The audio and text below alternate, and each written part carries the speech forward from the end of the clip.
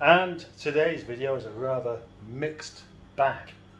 Yesterday would have been even more so because I had such a busy day with people around and things, and actually I had lots to show you, but I didn't make a video of it because I was too busy doing it.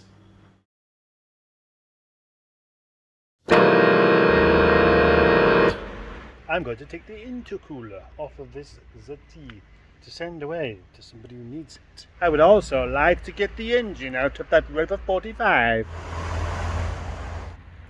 How to remove the intercooler on a ZT diesel. That's the slam panel out, and the headlamps, the crash bar, and obviously the bumper. And now at the business end of the ZT, well, there's the intercooler, but I don't really think that's good enough to sell on. It's obviously still usable, but there's quite a lot of grit flying into that and stuff. As the intercooler job wasn't really going to work today, I moved on to a job that had to be done this week anyway, which was this. Yet again, my plans change like so quickly throughout the day that it's almost pointless making plans in the first place. But I've always got something to do. Like this. You see this car here? The one I got just the other day. The rather smart looking Streetwise. It's smart until you look a little bit closer, rather. Yes, that's this one, Stuart the Streetwise. After my no-nonsense sales pitch the other day, it's sold. And it is sold as is. It's just that the chap wants the bumper off of this. That means I've got to take it off. The problem is the Streetwise isn't in the best position for taking things like bumpers off. Yeah, it's a bit too close to all this stuff here. But let's give it a go anyway.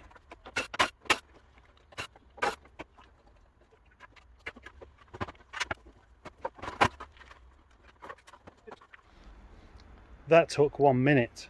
For me, it's always quite useful when somebody's already taken it off before, because they usually leave some bits off, and this has been taken off to put this kind of fly film on there. Yes, look at that. This Streetwise has fly's eyes. I've always thought that the Rover 25 has a look of the great white shark about the front of it somehow. But the Streetwise just looks like a raccoon. MG ZT Streetwise. Dance into the washing machine.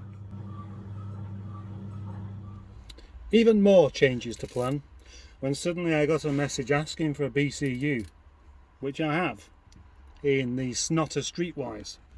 The Pectron BCUs are dreadful for going wrong, and this will have one. But I've just got to get it out of the glove box. That means I need to take the glove box off. And rather unusually, there's usually you'd have two 8mm headed bolts like that. This one's got 1/8 and 1/10. One Pectron BCU. That's a small electrical gadget that should not involve getting your hands as dirty as this. I've got a chap coming down to buy this BCU, and he did want to come and have a look at this, but it's too late. Normally removing the BCU just involves taking that out. My throat's full of pie. I know. Now then, air conditioning. It's all very nice when you've got air conditioning working in your car, but when it comes to removing a BCU, suddenly it makes it quite awkward. Because I had to take that box out as well, and the chap's on his way down here. And I was concerned that he was going to get here and I hadn't even got the job done. Yeah, thank you. Ready to be collected. Just one problem though. See how long it takes.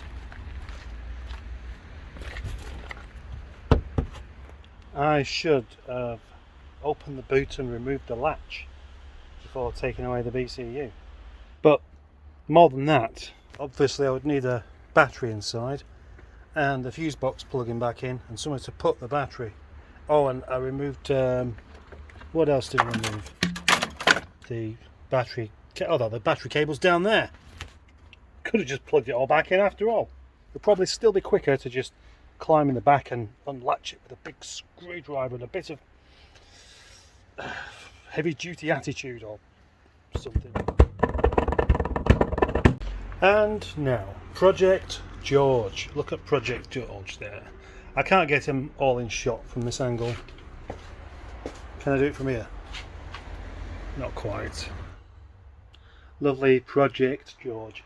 I've been in two minds about this car because I could have sold it pretty much from when I bought it, but I wanted to use it. Yeah, it's a lovely, lovely car. And then I've been debating on whether I should keep it or whether I should sell it. And my issue with this lovely car has been, it is just a bit heavy on fuel, and it's quite expensive on tax, but it's just too delightful to not keep, and that's why I have decided to be the proud owner of this car. George isn't just a Project Nigel car, it's a Roverman car. That's me!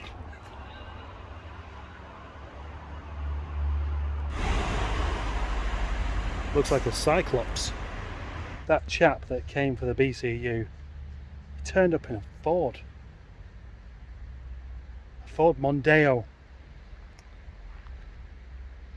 He said I could test drive it for a video. I hope he comes back. I could do with a laugh.